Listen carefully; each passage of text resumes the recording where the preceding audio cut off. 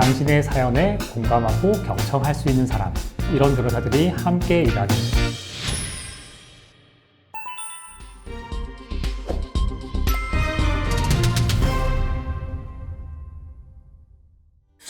기소유예, 선고유예, 그 둘의 차이가 궁금합니다. 네, 안녕하세요. 법무법인 고운의 형사전문 이경렬 변호사입니다. 그 기소유예, 선고유예를 제가 좀 설명을 드릴 텐데 두 개 뭔가 좀 비슷하긴 한데 조금 다른 부분이 좀 있거든요. 제가 그 부분을 좀 설명을 해드릴게요.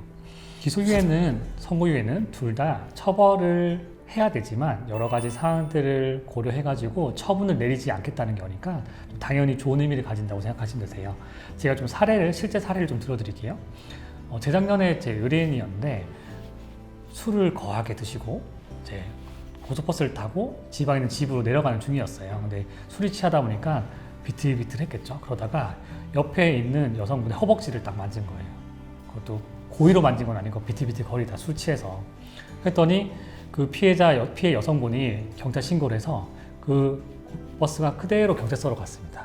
그래서 바로 체포가 됐는데 이분은 사실 술에 취한 상태라서 강제추행이 막 고의가 막 심하진 않았지만 그래도 당한 여성은 상당히 좀 불쾌하긴 하잖아요. 그래서 어쩔 수 없이 일단은 경찰 접수가 됐고 강제추행 혐의로 이제 조사를 받게 됐어요.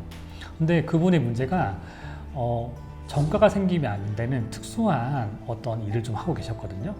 그런 상황에서 어떻게 좀 대처를 해야 될까 하는 고민을 하셨어요. 그래서 저희를 찾아오셨는데 일단 다행히 합의가 잘 됐어요. 피해자분이랑 합의가 돼서 합의금을 좀 일부 지급하고 합의가 됐는데 문제는 강제추행죄가 이제는 반의사 불법죄가 아니에요. 그러니까 피해자가 나는 처벌을 원치 않는다고 해도 이제 처벌을 받는 거예요. 그래가지고 이 상황에서는 어떻게 할 수 있느냐를 막 고민했을 때 단 하나, 기소유예 처분을 받아야 되는 상황이었던 거죠. 그래서 저희는 경찰, 검찰 단계에서 이 상황에 대해서 충분히 설명을 하고 합의도 잘 됐고 본인이 좀 술에 취해서 비틀거리다가 여성의 허벅지를 만졌다는 부분을 적극적으로 좀 어필을 잘 해서 다행히 기소유예 처분을 받게 된 것이거든요. 그래서 이만큼 기소유예 처분이 유죄 판단을 받는 것도 아니고 전과 사실이 생기는 건 아니기 때문에 의뢰인에게는 최선의 결과라고 볼 수가 있습니다. 지금 기소유예 처분이 어떻게 내려지는지를 제가 좀 설명을 해드릴게요. 기소유예라는 것은 죄는 인정되지만 피해자의 연령, 성행, 환경, 피해자에 대한 관계, 범행 동기나 수단, 범행 후의 정황 등을 참작해서 기소해서 전과자로 만드는 것보다는 다시 한번 성실한 삶의 기회를 주겠다는 취지로 검사가 기소하지 않고 용서를 해주는 것입니다.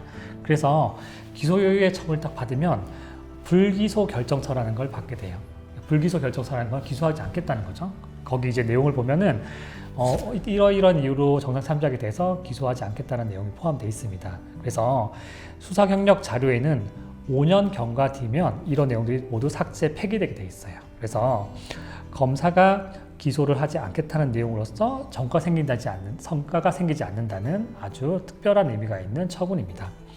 하지만 이때 주의하셔야 될 것은 검사가 기소유예 처분을 내린 것이라고 해도 언제든지 다시 공소 제기를 할 수가 있습니다. 그래서 나는 기소유예 처분 내렸으니까 또 술 마시고 이런 식으로 문제가 생기면 괜찮겠지라고 생각하지만 실제로 이 기소유예 처분에 대한 내용들이 새롭게 공소 제기되는 경우들이 있거든요. 그래서 크게 불법행위 발생하지 않는다면 문제되지 않겠지만 항상 조심은 하셔야 됩니다.